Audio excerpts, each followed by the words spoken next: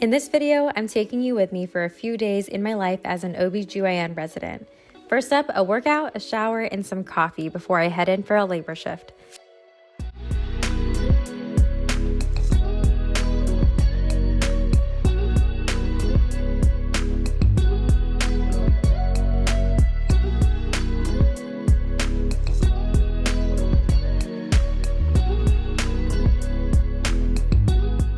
At my residency program, there are 3 members to the labor call team: a chief, a second year, and an intern.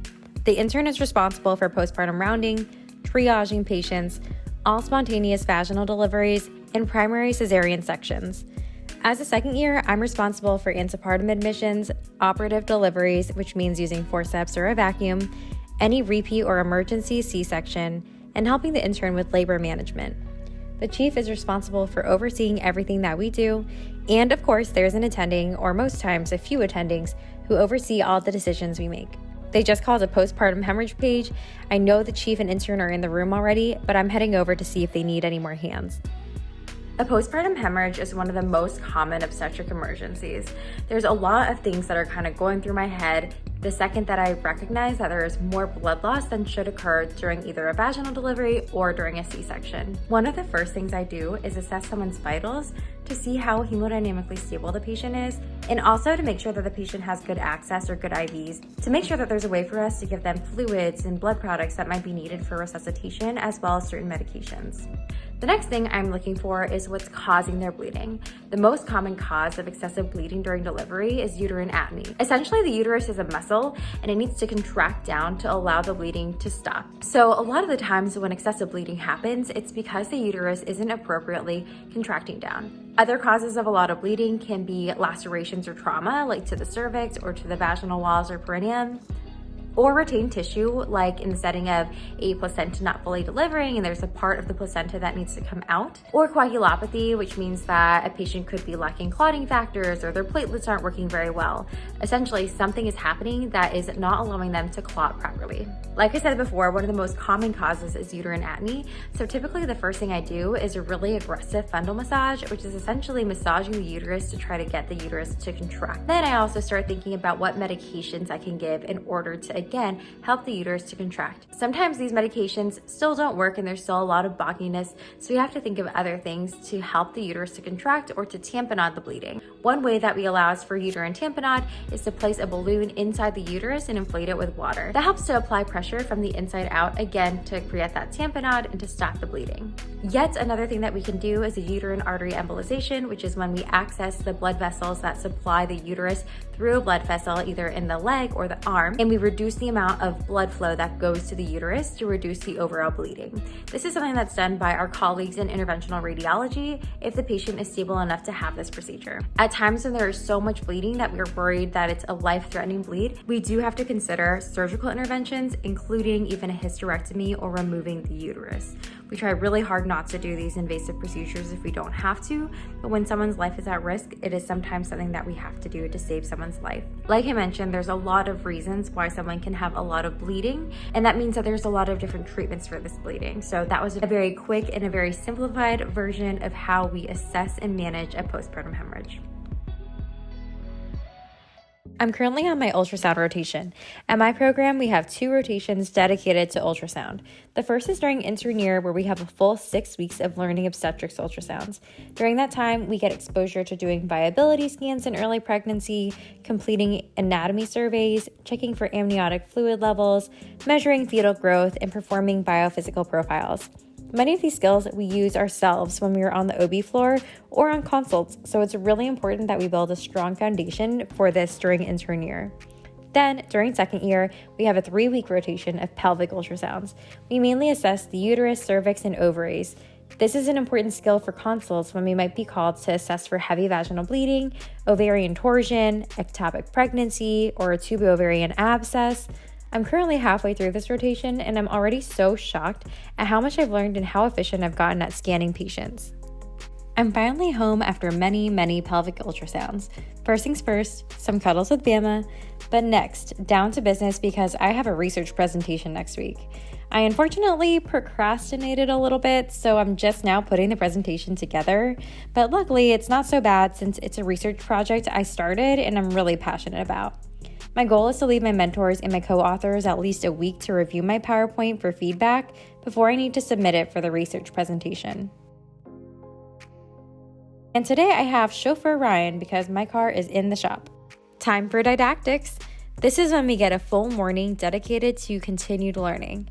Oftentimes in residency training, we use different models to learn surgical and procedural skills in a low-stakes setting. For instance, today we are reviewing obstetric anal sphincter injuries, sometimes referred to as OASIS, which includes 3rd and 4th degree perineal tears. Basically, they're the type of tears during vaginal deliveries that have some injuries to either the internal anal sphincter, the external anal sphincter, or both, and potentially injury to the rectal mucosa as well. We start out the teaching session by a lecture reviewing the risk factors for these types of tears, the appropriate suture material to use for best reapproximation, different techniques for repair, and also the long-term outcomes. Then we get hands-on practice using beef tongue models. This type of training simulation allows us to develop our skills before needing to do it on a real person. Another reason ultrasound rotation is so great is because we have a little bit more free time for things like getting a haircut. I am now in my loungewear for the night. There is no leaving this house at this point except for to walk Bama. Walking Bama is one of my favorite parts of the day because I know that it's probably his favorite part of the day, but also I usually spend this time listening to podcasts that I enjoy and also calling family and friends. And because Bama does do a lot of stopping and sniffing, that gives me even more time to catch up with everyone. I have to admit that Ryan usually does most of the cooking, mostly because he is better at it and has more patience for it. Tonight, Ryan has a lot of tarts to finish, so I will be taking over as chef for the night. And again, because I don't really like to cook anymore, I'm going to make something super simple. And tonight we are going to have breakfast for dinner, which is just code for making eggs on toast. And so that's what we're going to do today. The sad thing is that I actually used to really enjoy cooking. We would cook pretty much every night during med school, but once I hit residency, I just feel like there is such little free time that I don't really want to be spending my free time cooking, and I'd rather be walking Bama or going out and doing a workout class or spending time with my friends, and cooking is just not something that I'm super motivated to do at this time in my life. I'm really hoping that enjoyment and the fun and satisfaction in cooking will come back once I finish residency and potentially maybe have some more free time when I'm attending. But for now, I will just have my enjoyment in eating instead of cooking. And no, Bama, I'm sorry, but you can't have any of this. Also, if you know me at all, then you know I have to have dessert after every dinner. Like I mentioned before, during ultrasound rotation, we have a lot more free time than we're used to on other rotations. And honestly, I find it really hard to relax because there is so much time to do things that are enjoyable and to not do things that are necessarily productive. But tonight, I'm really forcing myself to just relax and even watch some trash TV. So this is my current meal prep status. I'm literally just throwing a prepared salad into my lunchbox with an ice pack, but this is pretty much the only way I can actually get veggies in, so I'm calling it a win. I'm on another labor call shift today, and here I'm walking over to the opposite side of campus. Occasionally, we will have pregnant patients that need to have surgery for a variety of different reasons. If a patient's fetus is at a viable gestational age, then we have a long discussion about the pros and cons of monitoring during surgery. To keep it short and very simplified, essentially, monitoring means that we are watching continuous fetal heart rate to look for signs of fetal distress and to help us decide if delivery is safer than continuing the pregnancy during the potential stress of surgery. At this hospital, an OB resident always has to be present at the surgery in order to watch the monitoring, to make recommendations on resuscitative efforts if there are signs of fetal distress, and even to help make the decision on if delivery becomes indicated. In my own very limited experience, I've luckily never ran into a situation where we've needed to deliver the patient during surgery. After a few hours of monitoring during that OR case, I'm finally back to the labor floor and I'm about to go assess a COVID patient. And yes, COVID still does exist. The rest of my shift was pretty low-key and now I'm on my way home. And back to work for some more ultrasounds. Once I wrap up with ultrasounds for the day, I head over to the mechanic to figure out what's going on with my car, and then finally I'm heading back home.